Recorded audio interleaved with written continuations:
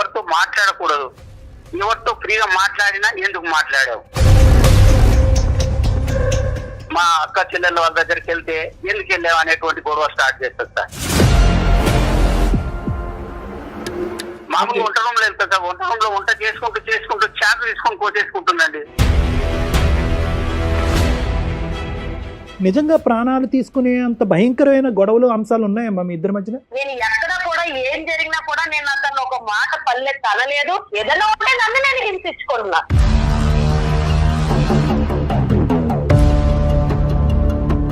నా బంధుత్వాన్ని అందరిని వదులుకున్నా, నా స్నేహాన్ని కూడా వదులుకున్నారా హారిక? నేను ఇంకా ఇప్పుడు ప్రేమ పంచాలి నీకు.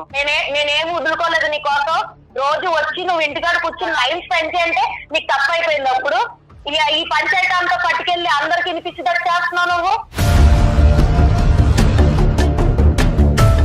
కాదమ్మా, నిజంగా ఇంత చెప్పు చేతల్లో ఉండేటటువంటి మగాడు కావాలి అంటే కనుక నువ్వు ఏ రోబోనో పెళ్లి చేసుకోవాల్సింది. ఒక రోబోట్ని పెళ్లి చేసుకుని నీ చేతిలో ఒక రిమోట్ కంట్రోల్ ఉంటుంది, ప్లస్ మైనస్ అప్ డౌన్ నొక్కుంటే నువ్వు చెప్పినట్టుగా ఆడతాడు అతను. మీరు నా లైఫ్ డిసైడ్ చేయడానికి మీరు సరిపోరు కదా. లేదమ్మా, లేదు, నేను ఓన్లీ అమ్మ ఇది కేవలం నీ లైఫ్ ఒక్కటే అయితే కనుక తల్లి. అవసరం నాకు లేదు కదండి.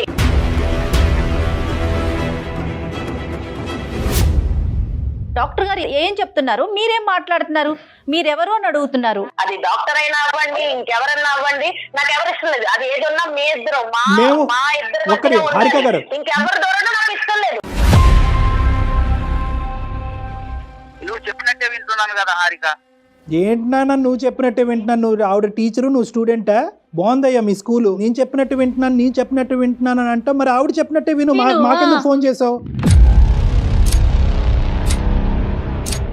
మనకేమన్నా సొల్యూషన్ దొరుకుతుందేమనే. సొల్యూషన్ రా, ఇంటికి రా, నేను చూపిస్తాను నీకు సొల్యూషన్ ఏంటో.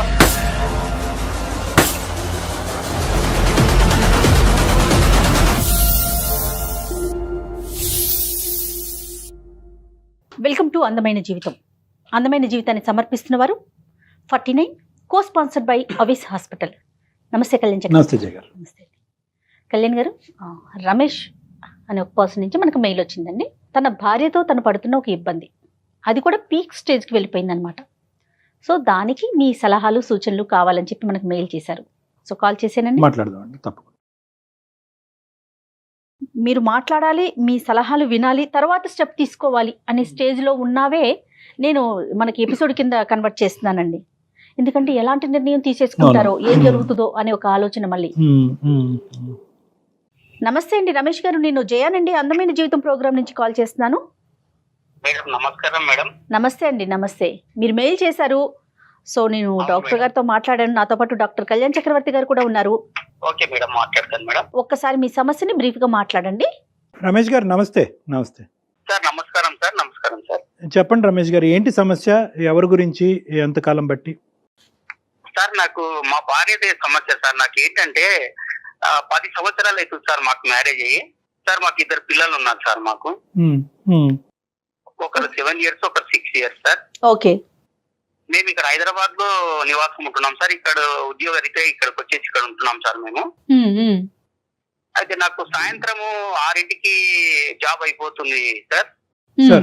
సాయంత్రం 6 తర్వాత ఇంటికి వెళ్ళేసరికి నాకు ఒక 20-25 minutes పడుతుంది సార్ నాకు ఇంటికి వెళ్ళడానికి. ఓకే. ఒకవేళ ట్రాఫిక్ జామ్ అయ్యి లేకపోతే ఏదన్నా అటు ఇటు అయ్యి కొద్ది ఒక 10 నిమిషాలు లేట్ అయితే ఇంట్లో నాకు టార్చర్ ఉంటుంది సార్.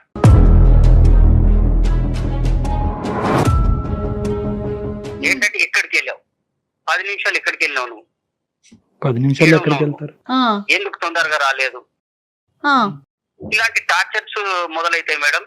ఓకే. నాకు ఉద్యోగంలో నేను డ్యూటీలోనే నేను టార్చర్ తో ఉంటాను. నేను బాగా పని భారం ఎక్కువయ్యి మళ్ళీ ఇంటికి వచ్చేసరికి ఒక 10 నిమిషాలు లేట్ అవుతే నాకు ఇలాంటి టార్చర్స్ మొదలవుతున్నాయి. మానసిక ఒత్తిడి చాలా ఉంది మేడం నాకు. ఒకసారి నేను మామూలుగా ఒక మాట అనేసి నేను డ్యూటీకి వెళ్ళిపోయాను సార్. మార్నింగ్ నేను వెళ్ళిపోయేసరికి మళ్ళీ ఈవినింగ్ వచ్చేసరికి ఇంట్లో ఒక చీటీ రాసి పెట్టి ఉంది, తాళం వేసి ఉంది సార్. నా గురించి వెతకయ్యాను,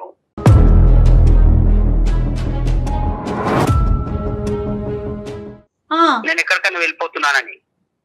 నేను 2 పిల్లలు తీసుకొని వెళ్ళిపోయింది మేడం.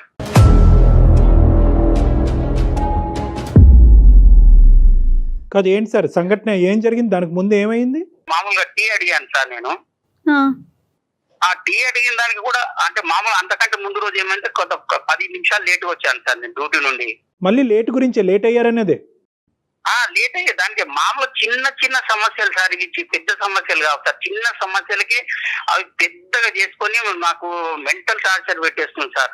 ఎక్కడుందండి, వాళ్ళ ఇంటికి వెళ్ళిందా? లేదు సార్, వాళ్ళ ఇంటికి వెళ్ళలేదు సార్. మళ్ళీ ఎక్కడ హైదరాబాద్ లోనే ఉంది సార్. సార్ రైల్వే స్టేషన్లు వెతికాను, తర్వాత ట్యాంక్ బండ్ దగ్గర వెతికాను సార్. అదే కదా మరి, మనుషులు కనిపించకపోతే అది ఎంత కంగారు. నరకం లేండి, అది నరకం. తర్వాత సార్ తర్వాత ఇంకా ఎలాంటివి ఏమైనాయి? నేను టీ పెట్టిమంటే టీ పెట్టడానికి వెళ్ళి మామూలుగా చిన్న గొడవతో స్టార్ట్ అయ్యి మామూలుగా చీర కొంగు మన స్టవ్ పైన పెట్టి పడేస్తుంది సార్.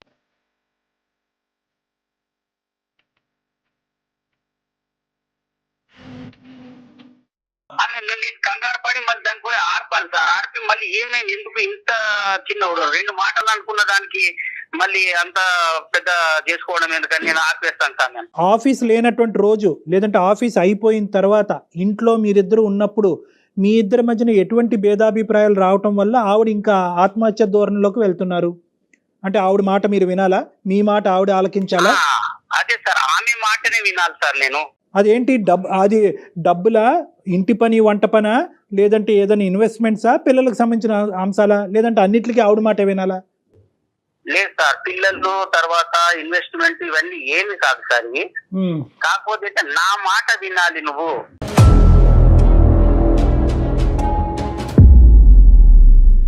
పెళ్ళైన దగ్గర నుంచి ఇంతేనా?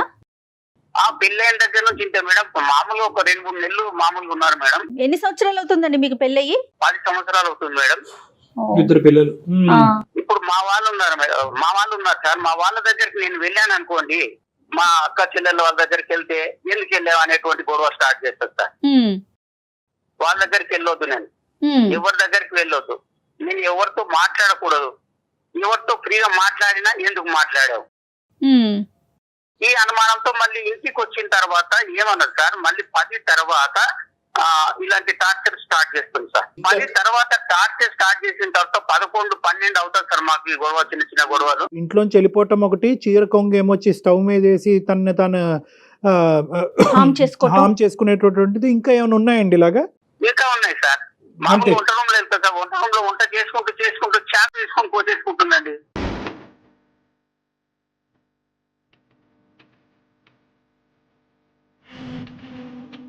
ఇప్పుడు ఇవన్నీ ఏంటి అంటే నా మాట వినాలి అనేటటువంటి ఉద్దేశంతో మీ సైడ్ నుంచి ఆ అటెన్షన్ తన వైపు డైవర్ట్ చేసుకోవాలి, మిమ్మల్ని లొంగ తీసుకోవాలనే ఉద్దేశమా, లేదంటే ప్రాణాలు తీసుకోవాలనేటటువంటి ఉద్దేశమా? లేదు సార్, నన్ను ఏమన్నా సార్, నన్ను ఏమనకుండా ఆమె చేసుకోవడం, ఆమె చేసుకుంటా మిమ్మల్ని ఏమి చేయదు, కానీ తను నిజంగా ప్రాణాలు తీసుకోవాలనే ఉద్దేశమా, లేదంటే మీ అటెన్షన్ తన వైపు డ్రా చేసుకునే ఉద్దేశమా?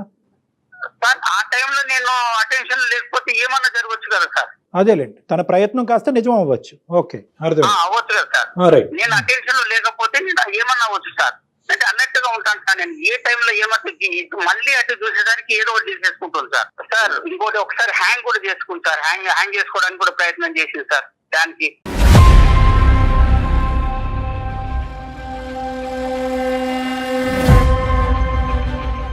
ఆవిడ ఇంత భయంకరమైనటువంటి స్టెప్స్ తీసుకోవడానికి మీరేమి ఆవిడ్ని రెచ్చగొట్టే ప్రయత్నం లేదంటే మాటలతో ఏమన్నా ప్రోత్సహించి ఆ విధంగా ఏమన్నా చేస్తున్నారన్నట్టు మీకేం అనిపించట్లేదా? నేను ఏం చేయను సార్, నేను అలాంటివి కూడా ఏం చేయను సార్. ఆమె చెప్పినట్లే వింటాను. ఎప్పుడన్నా ఇలాగా జరిగినప్పుడు ఏమన్నా కొంచెం ఒక మాట ఏమన్నా అన్నప్పుడు నా మాటనే వినాలి నువ్వు.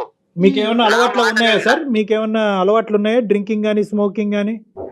లేవు సార్, నాకు అలాంటివి ఏం లేవు సార్. సార్ నేను ఇంట్లోనే ఈ బాధపడుతున్నాను సార్. నేను బయట అవన్నీ ఎఫెక్ట్ చెల్లబెట్టుకుంటాను సార్ నేను. అదే అర్థమైంది నాకు. మీరు వెళ్ళి మీ పేరెంట్స్కి కానీ వాళ్ళ పేరెంట్స్కి కానీ చెప్పడం జరిగిందా? ఇది ఏమైనా పెద్దల పంచాయతీ వరకు వెళ్ళిందా ఈ అమ్మాయి యొక్క ప్రవర్తన? ఎందుకంటే రేపు పొద్దున ఆ అమ్మాయి ఏమన్నా చేసుకుంటే ఒకటి ఆ అమ్మాయి చనిపోవటం, పిల్లలకి తల్లి లేకుండా అవటమే కాకుండా మీరు కూడా రకరకాల చిక్కుల్లో పడతారు కాబట్టి ఇది ఎప్పుడు ఇంటి బయటకు తీసుకెళ్లారా?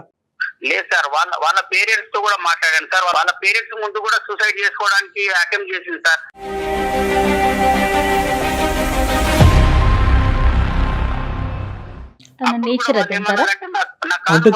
అల్లుడు గారు మీరు కొంచెం మా అమ్మాయిని జాగ్రత్తగా చూసుకోండి అని చెప్పారు సార్. సో తను సరదాగా నవ్వుతూ ఉండే సందర్భాలు ఉంటాయండి ఆవిడకి? ఎప్పుడైనా నవ్వుతూ సంతోషంగా ఉంటాయా, లేదంటే ఎప్పుడు బాధలు, గొడవలు, చనిపోవటానికి థ్రెట్స్ ఇలాంటివే ఉంటాయా?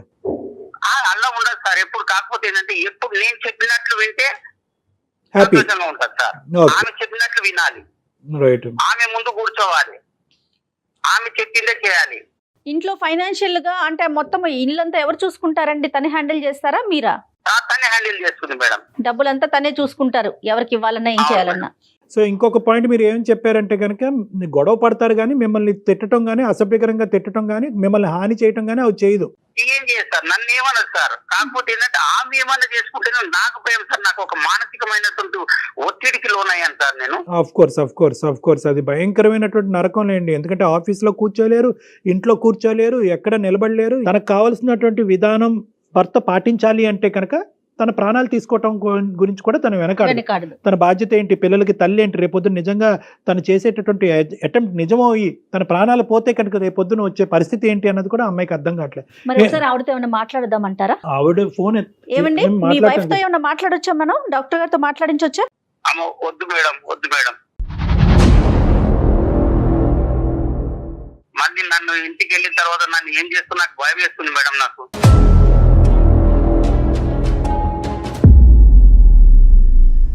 మరి లేదంటే నా దగ్గర తీసుకొస్తారా? పోనీ పర్సనల్ గా తీసుకెళ్తారా? అసలు రావాలి కదా తను. చూడండి ఒకసారి ఒక్క నిమిషం రమేష్ గారు, మీరు ఒకసారి ఆవిడకి ఫోన్ కనెక్ట్ చేసి నేను ఎలా మారాలో నీకు అనుగుణంగా నేను ఎలా మారాలో నాకు అర్థం కావట్లేదు, కాబట్టి నేను ఎలా మార్పు చెందితే కనుక నీకు నచ్చే విధంగా నీ ప్రాణాల మీదకి నువ్వు తీసుకురాకుండా విధంగా మలుచుకోవాలనే ఉద్దేశంతో నేను చేశానని చెప్పి మీ గురించి మాకు కాల్ చేసినట్టు ఆవిడతో చెప్పండి. ఆవిడ గురించి మాకు కాల్ చేసినట్టు వద్దు. అలా అయితే కనుక ఆవిడ మాట్లాడు 2 సెకండ్లో ఫోన్ పెట్టేస్తారు, రేపు ఇంటికి వెళ్ళిన తర్వాత మీ పని అయిపోద్ది. కాబట్టి నేను ఎలా మారాలి అనే ఉద్దేశంతోనే నేను చేశాను అన్నట్టుగా ఒకసారి ఒక ట్రై చేయండి. మీ వైఫ్ గురించి కాదు, మీకోసమే మాకు కాల్ చేశారని చెప్పండి ఆవిడకి, అంతే కదండి? అంతే బెటర్ అమ్మా. Okay madam. आपका कॉल होल्ड पर है, कृपया प्रतीक्षा कीजिए, please stay on the line. Hello Harika, చెప్పు. ఏంటి ఈ టైంలో ఫోన్ చేసావు? ఆఫీస్ లో వర్క్ లేదా? ఉంది, ఆఫీస్ లోనే ఉన్నా నేను. సాధారణంగా చేయను కదా ఫోన్ నువ్వు ఈ టైంకి. చేయను కానీ ఇవాళ ఏంటంటే సుమన్ టీవీ అందమైన జీవితం ప్రోగ్రామ్ తెలుసు కదా, అది అయితే ఏం లేదు హారిక, మనం ఇప్పుడు చిన్న గొడవలు అవుతుంటాయి కదా మనకి ఇంట్లో. అయితే అవన్నీ నువ్వు వాళ్ళ దగ్గరికి వెళ్ళి చెప్తున్నావా కూర్చుని? వాళ్ళకి ఏమి వాళ్ళ దగ్గరికి వెళ్ళి ఏం చెప్పట్లేదు హారిక నేను. వాళ్ళు ఫోన్ లో ఉన్న లైన్ లో ఉన్నారు. ఆహా, నువ్వెప్పటి నుంచి ఇలాంటి అన్ని చేయడం మొదలెట్టావు? హారిక గారు ఒక్క నిమిషం అండి, మాట్లాడొచ్చండి హారిక గారు? చెప్పండి. నమస్తే అండి, మేము అందమైన జీవితం ప్రోగ్రామ్ నుంచి కాల్ చేస్తున్నాము. అయితే నమస్తే అండి. రమేష్ గారు, మాకు ఏం లేదు, మీ ఇద్దరి మధ్య ఏదో చిన్న డిస్టర్బెన్సెస్ ఉంటున్నాయి. నేను ఎలా మారాలి, నాకేం చేయాలో నాకు అర్థం కావట్లేదు. ఇది పీక్ స్టేజ్ కి వెళ్ళక ముందే ఒక్కసారి డాక్టర్ గారి సలహా ఇస్తే బాగుంటుంది.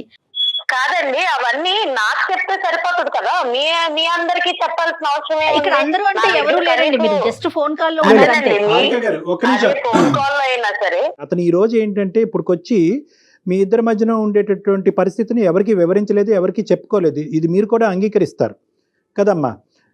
అతను ఏంటంటే ఏదైనా మీ ఇద్దరి మధ్యన 4 గోళ్ల మధ్యనే సెటిల్ చేసుకోవాలి, ఇంటి గుట్టు బయటకు తీసుకెళ్తాం ఎందుకని చెప్పి బహుశా దగ్గర మీ 10 సంవత్సరాల జీవితాన్ని అతను ఈ విధంగానే గడిపాడు. కానీ ఇదే ఫస్ట్ టైం మన ప్రోగ్రామ్ చూసి ఈ ప్రోగ్రామ్ మీద నమ్మకం కలిగి వీళ్ళు ఇన్వాల్వ్ అవుతే కనుక దీనికి ఒక సొల్యూషన్ వస్తుంది అని చెప్పి అది కూడా ఎలా అడిగాడు, ఏమండి మా ఆవిడకి నచ్చేటటువంటి విధంగా నేను మారాలి అని అనుకుంటున్నాను, ఎన్ని ప్రయత్నాలు చేసినా నేను విఫలమవుతున్నాను, నేను నచ్చే విధంగా మారితే కనుక మా ఆవిడ మానసికంగా ప్రశాంతంగా ఉంటుంది, సో మా ఆవిడ ప్రశాంతత గురించి మా కుటుంబం గురించి నాకు ఒక 2 సలహాలు ఇవ్వండి అంటే, బాబు నీ సైడే చెప్తే మాకేం అర్థం అవుతుంది, ఆవిడకి కూడా ఫోన్ కలిపాయి అంటే అతను భయపడుతూ లాస్ట్ మినిట్లో మేమే కన్విన్స్ చేసి మీకు కల్పించామా, దయచేసి ఈ అంశం మీద అతని మీద మీరు కోప్పడద్దు, అసలు మీరు ప్రాణాలే తీసుకునే పరిస్థితి వరకు ఎందుకు వెళ్తుంది, ఎందుకు ఇన్ని అటెంప్ట్స్ చేశారు, ఏం జరుగుతుందో ఒకసారి చెప్పండి అమ్మా ప్లీజ్, మై రిక్వెస్ట్. ఏం లేదండి, ఇప్పుడు నాకు ఒక్కొక్కరికి ఒక్కొక్క రకంగా వాళ్ళ పైన ప్రేమ ఎలా ఉందన్నది తెలుస్తుంది. ఇప్పుడు నా భర్తకి నా పైన ప్రేమ ఎలా ఉందంటే నాకు ఇలాంటి చేసినప్పుడు ఆయనలో ఉన్న అసలైన ప్రేమ నాకు బయటకు తెలుస్తుంది. మిగతా అందరూ సినిమాల్లో చూపించినట్టు బయట పై మాట్లాడి అవన్నీ ఉత్తుత్తి డ్రామాలు. ఇప్పుడు భయం వచ్చింది అనుకోండి, లోపల నుంచి ఏమనిపిస్తే అదే కదా బయటకు వస్తుంది, అంతేగాని నటించలేడు కదా, భయం నటించలేడు కదా. సో నాకు ఏదన్నా నచ్చలేదు అనుకోండి, ఇప్పుడు నేను ఏం చెప్పాను, నాతో ఉండమన్నాను, అందులో తప్పేం మాట్లాడా? లేదు కదా, నాతో ఉండు, నన్నే చూడు, నాతో మాట్లాడు, నువ్వు మాట్లాడే 10 నిమిషాలైనా నాతో మాట్లాడు, కామెడీ చేస్తా నాతో మాట్లాడు.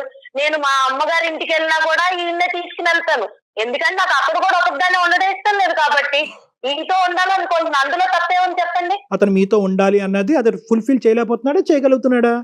చేస్తున్నారండి. ఇప్పుడు దాని గురించి కంప్లైంట్ చేయడం ఎందుకు అని అంటున్నాను నేను. మీకు అవన్నీ కూడా ఒక కంప్లైంట్ లాగా నేను ఇంటికి వెళ్ళినా తీసుకురావాలి, ఇవన్నీ కూడా మీకు చెప్పాల్సినంత ఇది ఉండదు కదా అని నేను అంటున్నా. కానీ అంతకంటే ముఖ్యం ఏంటంటే రోజువారీ అంశాల్లో అతను చెప్పడం ఏంటంటే కనుక నేను ఒకసారి ట్రాఫిక్ డిలే ఇంకో కారణాల వల్ల ఇంటికి టైంకి చేరుకోలేనండి, అది కూడా ఒక ప్రాబ్లం అయిపోతుంది. నిజంగా ప్రాణాలు తీసుకునే అంత భయంకరమైన గొడవలు అంశాలు ఉన్నాయమ్మా మీ ఇద్దరి మధ్యన? అంత అంశాలు ఏం లేవండి. నా ప్రేమ నేను ఇలాగే చూపించగలను, నాకు ఇలాగే వచ్చు, నేను ఇలాగే ఉంటా. నాకు ప్రేమ వచ్చినా కోపం వచ్చినా నేను ఏదైనా ఎక్స్ట్రీమ్ లెవెల్లోనే చేస్తాను.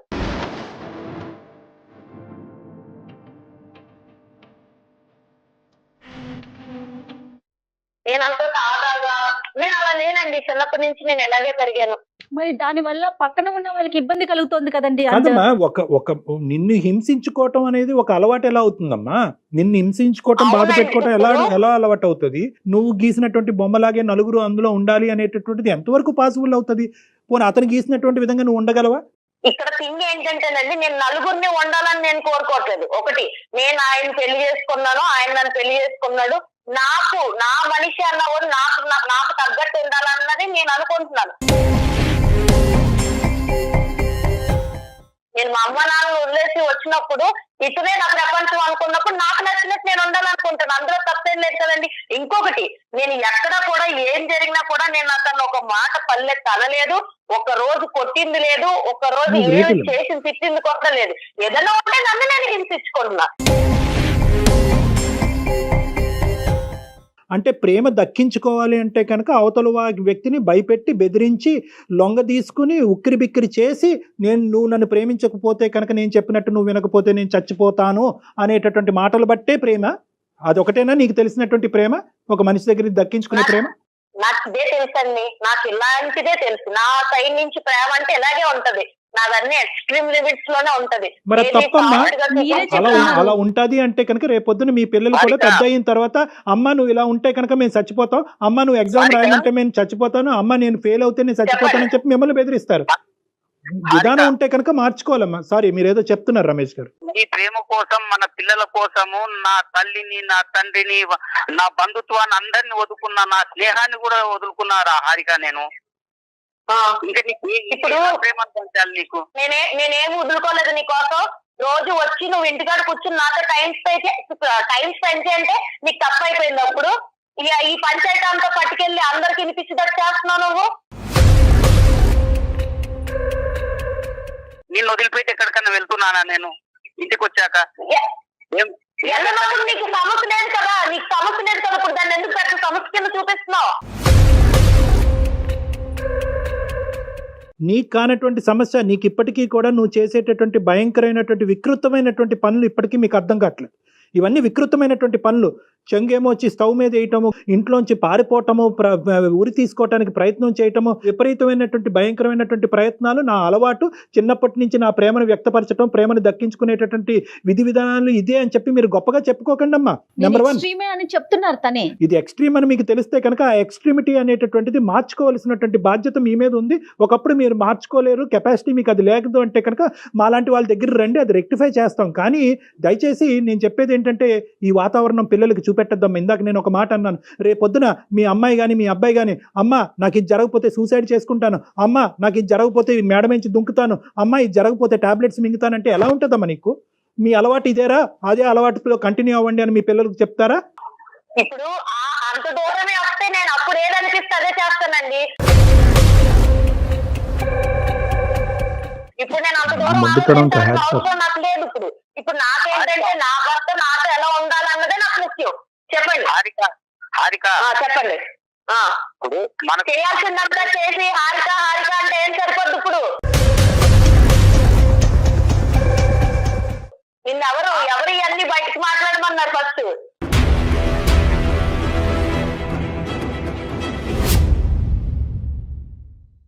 లేదు కాదు హారిక, మనకు పెళ్లి అయి 10 సంవత్సరాలు అవుతుంది, 2 పిల్లలు ఉన్నారు హారిక మనకి. మన పిల్లలకు నాకు గుర్తులేదా నువ్వు గుర్తు చేస్తున్నప్పుడు?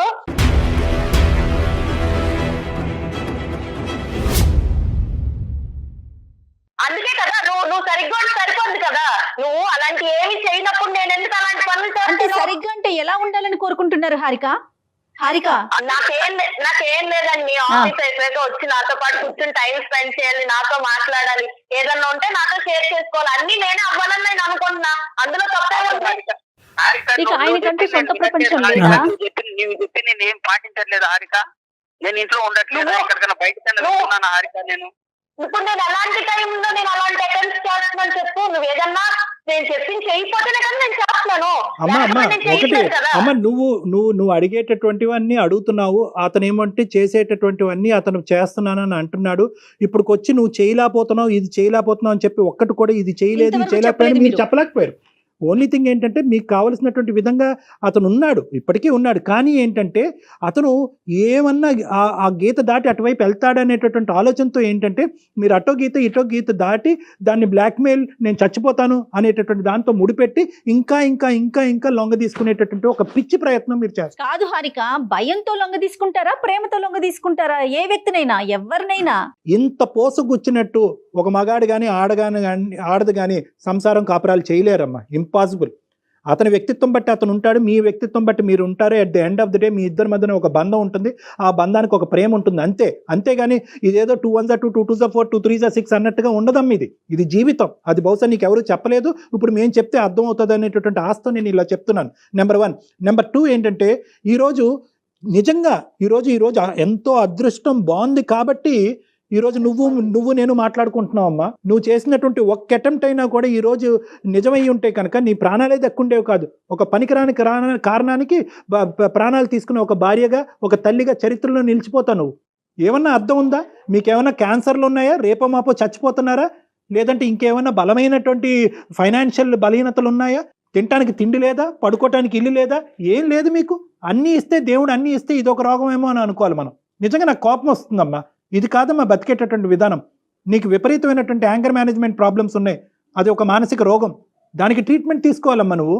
నాకు ఇప్పుడు చాలా కోపం వస్తుందండి. మీరన్నీ అన్ని మాట్లాడుతుంటే నాకు కోపం. అలా కదమ్మా, నిజంగా ఇంత చెప్పు కాదమ్మా, నిజంగా ఇంత చెప్పు చేతల్లో ఉండేటటువంటి మగాడు కావాలి అంటే కనుక నువ్వు ఏ రోబోనో పెళ్లి చేసుకోవాల్సింది. ఒక రోబోట్ని పెళ్లి చేసుకుని నీ చేతిలో ఒక రిమోట్ కంట్రోల్ ఉంటుంది, ప్లస్ మైనస్ అప్ డౌన్ నొక్కుంటే నువ్వు చెప్పినట్టుగా ఆడతాడు అతను.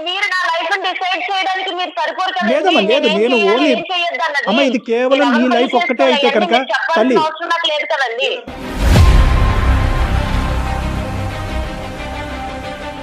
నీ లైఫ్ ఒక్కటే అయితే కనుక నేను ఇలా మాట్లాడినమ్మా. నీ లైఫ్, నీ పిల్లల లైఫ్, నీ భర్త లైఫ్, అందరి లైఫ్స్ ఇక్కడ ముడిపడి ఉన్నాయి కాబట్టి నీకు చెప్తున్నాను.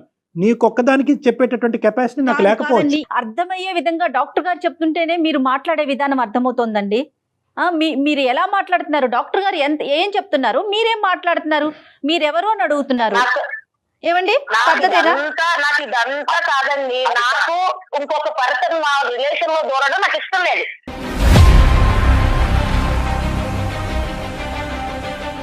అది డాక్టర్ అయినా అవ్వండి, ఇంకెవరైనా అవ్వండి, నాకు ఎవరు ఇష్టం లేదు. అది ఏదన్నా మీ ఇద్దరు మా ఇద్దరు ఇంకెవరు దూరడం నాకు ఇష్టం లేదు.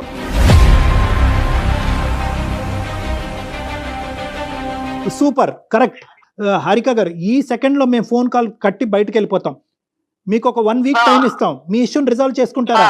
మీ ఇష్యూని మీ ప్రాణాల మీద తీసుకొచ్చుకోకుండా, సూసైడ్ చేసుకుంటాననేటటువంటి మాటలు రాకుండా, అటువంటి అటెంప్ట్లు చేయకుండా, ఇంట్లోంచి పారిపోకుండా మీరు మీ ఇష్యూని రిజాల్వ్ చేసుకునేటట్టు అయితే కనుక మాకెందుకమ్మా, మాకు ఇంకో 2000 మీ ఈమెయిల్స్ వెయిట్ చేస్తున్నాయి. మాకు బాబు మాకు హెల్ప్ చేయండి, బాబు మాకు హెల్ప్ చేయండి అని ఇంకో 2000 ఈమెయిల్స్ మాకు పెండింగ్లో ఉన్నాయి. వాళ్ళకి చేసుకుంటాం పోయి. వద్దనుకునే దానికి నీకెందుకు చేస్తాం? నిజంగా నువ్వు వారం రోజుల టైంలో కదమ్మా హారిక గారు, నిజంగా అతను చేసినా మేం చేసినా ఎవరు చేసినా ఒక వారం రోజుల్లో మీ యొక్క ఇష్యూని మీ హస్బెండ్కి మీ పిల్లలకి ఇబ్బంది లేనటువంటి పరిస్థితుల్లో రిజాల్వ్ చేసుకునే కెపాసిటీ మెంటాలిటీకి మీకుందా? ఏది ఉన్నది నేను చూసుకుంటానండి.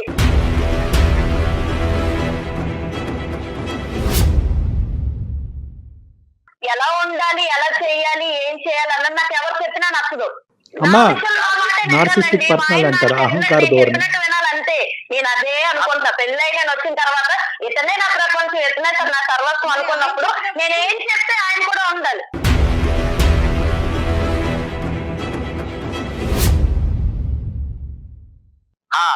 డాక్టర్ గారు మీరు వింటున్నారు కదా, వ్యవహారం రోజు ఇలాగే ఉంటుందండి. నాకు ఇంట్లో టార్చర్ నేను భరించలేకపోతున్నాను సార్. మీరు ఎలాగైనా మాకు ఈ యొక్క సమస్యకు పరిష్కారం చేయాలి సార్. రమేష్ గారు, టార్చర్ అనే పదం మీరు వాడుతున్నారు, మేము అనుకుంటున్నాం, జయ గారు అనుకుంటున్నారు. కానీ అక్కడ ఆవిడ అనుకోవట్లేదు కదా, ఆవిడకి అది టార్చర్లా కనిపించట్లేదు. అది విధానము, అది ఒక పద్ధతి, ఆవిడ నేర్పరితనము, ఆవిడ ఆలోచన శైలి, పుట్టేరుగా ఆవిడ ఇలాగే బతికిందంట. మా వాళ్ళని అందరిని వదులుకున్నాను సార్, నా ఫ్రెండ్స్ వదులుకున్నాను. అదే మీరు చేసిన పొరపాటు. 10 ఏళ్ల నుంచి మీరు చేసిన తప్పే మీ పొరపాటు ఏంటంటే, ఆవిడ ఒక చెయ్యి పట్టుకుని కిందకి, మీ కాలర్ పట్టుకుని ఒక్కొక్క మెట్టు కిందకి ఈడ్చుకుని వస్తున్నంత సేపు మీరు కిందకు వచ్చారు. ఎందుకు వచ్చారంటే కుటుంబాన్ని కాపాడటానికి మీరు వచ్చారు. కానీ అది ఆవిడకి అలవాటు, పరిపాటు కింద అయిపోయింది. సో ఈ మనిషిని పూర్తిగా కిందకి తీసుకొచ్చి కాళ్ళ కింద చెప్పులాగా మార్చుకోవాలనే ఉద్దేశంతో ఆవిడ వెళ్తుంది. అది కరెక్ట్ కాదు. ఆవిడకి ఎవరు చెప్పలేకపోతున్నారు. ఈ రోజు వాళ్ళ తల్లిదండ్రులు చెప్పినా ఇది చాలా చాలా బాగా నేర్చావు. ఈ రోజు నువ్వు ఫోన్ చేసి ఎలా ఉంది అలా ఉంది అని అంత చెప్పుకునేట్టుగా తయారయ్యావు కదా. నువ్వు ఇంటికి రా, చెప్తాను నీ పని.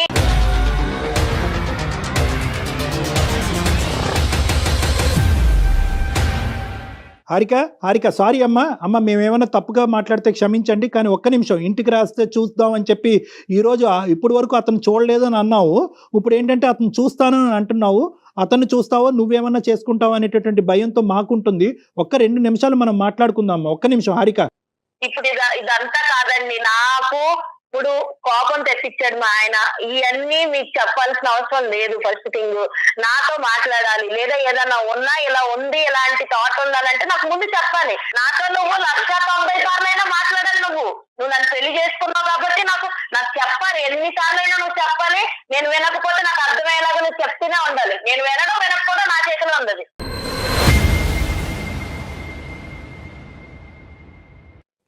హారిక మనకు పెళ్లి పెద్ద మనుషులే కదా, వాళ్ళే కదా మనకు అంతా చేసేది. పెద్ద మనుషులు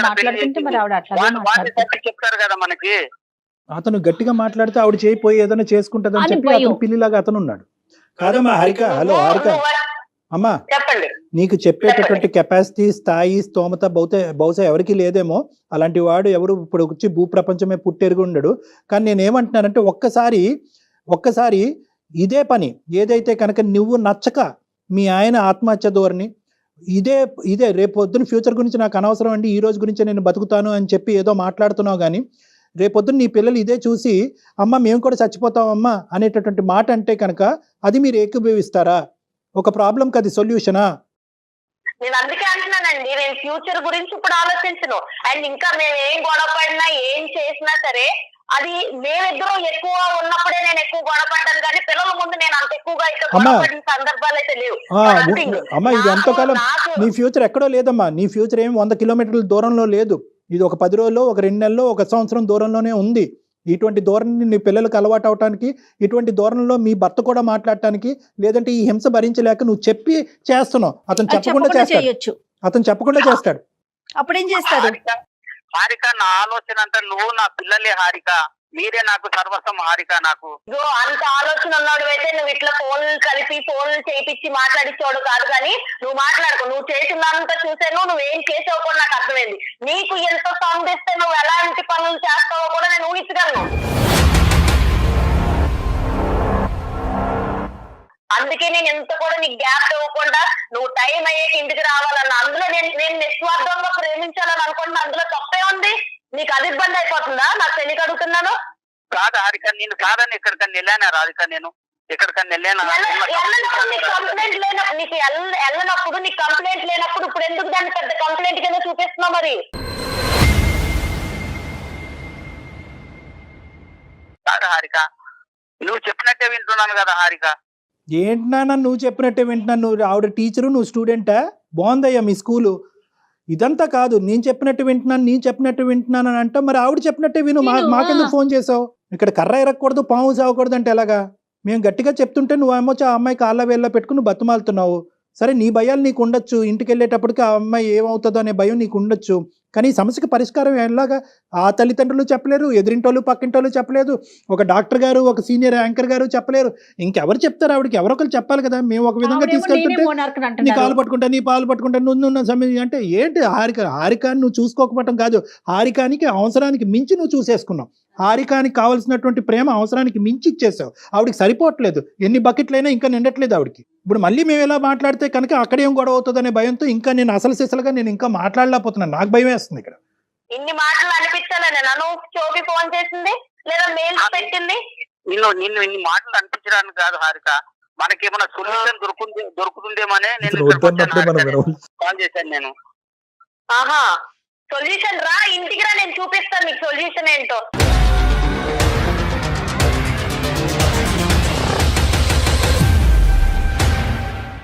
ఏం సొల్యూషన్ చేయొచ్చో, ఏం సొల్యూషన్ తయారు చేయొచ్చో నేను బాగా తయారు చేసి పెడతాను నీకోసం.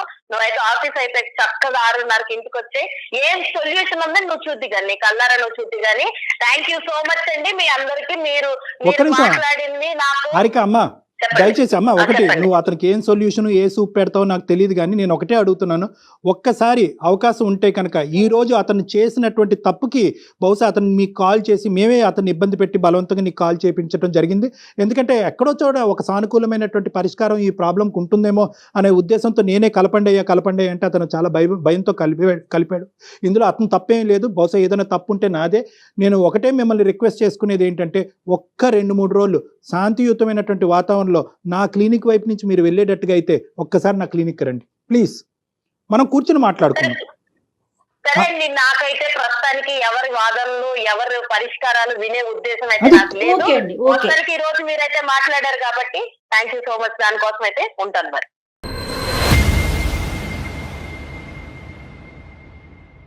ఉన్నారండి మీరున్నారా? ఉన్నాను మేడం. బాగా అర్థమైంది లేండి మాకు మీ పరిస్థితి. 10 ఏళ్ల నుంచి మీరు ఎంత బాధ అనుభవిస్తున్నారు. తర్వాత ఆవిడ అలా మీరు ఇలా ఉండబట్టి ఆవిడ అలా మాట్లాడుతుందేమో, అదొక పాయింట్. రెండోది ఏంటంటే, నేను ఇన్ని త్యాగాలు చేసేసాను, అన్ని త్యాగాలు చేసేసాను, మీరు ఎన్ని త్యాగాలు చేసినా కూడా at the end of the day ఈ సమస్యకి పరిష్కారం అయితే లేదు కదా. కాబట్టి మీకు అర్థం అవ్వాల్సింది ఏంటంటే, మీరు మీలాగా బతకటం అనేటటువంటిది కూడా ఇంపార్టెంట్. మీరు త్యాగాలు అనే ధోరణిలో వెళ్తూ మిమ్మల్ని మీరే మర్చిపోయేటటువంటి విధంగా ఆవిడ కాళ్ళ కింద ఒక ఇదిగా మారిపోవటం అనేది కూడా కరెక్ట్ కాదన్నది ఇప్పుడు అర్థం అవుతుంది.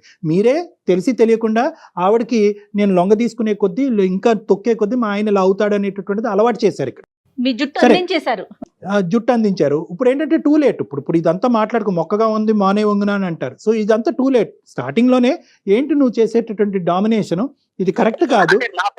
నా ఫ్యామిలీ అని నా ఫ్యామిలీ కోసం చేశాను సార్ నేను ఇదంతాను. చేశారు, కానీ ఫలితం ఏది?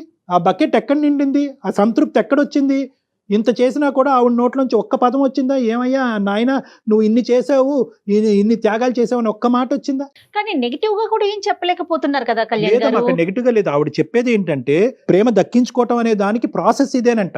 అంటే ఏంటంటే, అవతల మనిషి ప్రేమించకపోతే ప్రేమ ఇవ్వలేమో అనేటటువంటి భయంతో అతన్ని పిండి భయపెట్టి అతనిలో ఒక బెదిరింపు చేసి ఆ ప్రేమ తనకు తాను హామ్ చేసుకోవటం అనేటటువంటిది కూడా ఏంటంటేనమ్మా, ఇక్కడ చాలా వరకు చనిపోవాలి అనే ఆలోచన కాదు. ఇది బెదిరించేటటువంటి ధోరణే. కానీ ఇందాక రమేష్ గారు అన్నట్టు ఆ బెదిరింపు కాస్త నిజం అవ్వచ్చు. ఏదైనా అవకాశం ఉంటే ఒకసారి డాక్టర్ గారి దగ్గరికి వచ్చి కలిసే ప్రయత్నం చేయండి. మీ వైఫ్ ని తీసుకొని అంత అవకాశం ఇస్తారా మీకు? ప్రయత్నం చేస్తాను మేడం, డెఫినెట్ గా ఇదైనా ప్రయత్నం చేయండి. ఈ విషయాన్నైనా డాక్టర్ గారి దగ్గరికి తీసుకెళ్లేదైనా చాలా సిన్సియర్ గా గట్టిగా ప్రయత్నం చేసి ఆయన దగ్గర కూర్చోబెట్టండి. ఆయనతో మాట్లాడిన తర్వాత, అంటే డైరెక్ట్ గా ఫేస్ టు ఫేస్ మాట్లాడేటప్పటికి కొంచెం ఆలోచనలు మారుతాయి కదా. తప్పకుండా ప్రయత్నం చేస్తాను మేడం. నేను రిక్వెస్టింగ్ గానే మాట్లాడండి, అవసరమైతే 2 అపాలజీలు చెప్పండి. అలాగే సార్, అలాగే రైట్ అండి. ఓకే రమేష్ గారు, అసలు సమాజం గాని కుటుంబ సభ్యులు గాని ఎవరు తోడుంటారండి ఇలాంటి క్యారెక్టర్ కి? ఫైనల్ గా చాలా మంచి ప్రశ్న అడిగారు. ఫైనల్ గా ఇలాంటి వాళ్ళ జీవితాలు ఏకాకిలు అయిపోతాయి. ఎవ్వరు ఉండరమ్మా, సంబంధికులు ఎవరు ఉండరు. తిరిగి చూస్తే ఎవరు కనిపించరు. తల్లిదండ్రులు ఆల్రెడీ డిశ్చార్జ్ అయిపోయారు, భర్త ఎంతో కాలం ఉండడు ఇలాంటి వాళ్ళతో. మనం ఇది రెక్టిఫై చేయకపోతే పిల్లలకి ఏముంది అంత ఓపిక వరకు? పిల్లలు ఎందుకు, అమ్మ నీ తిండి అక్కర్లేదు, మా తిప్పలేదు, మేము పడతామని చెప్పి తొందరలోనే వాళ్ళు దండం పెడతారు. సో ఇలాంటి వాళ్ళు ఖచ్చితంగా ఏకాకిలు అయిపోతారు. దేవుడి దయ వల్ల మీ దాకా కౌన్సిలింగ్ వస్తే బాగుంటుంది. నేనైతే మన ప్రోగ్రామ్ ద్వారా అది కోరుకుంటున్నానండి. చూద్దాం మేడం, చూద్దాం. రైట్, నమస్తే.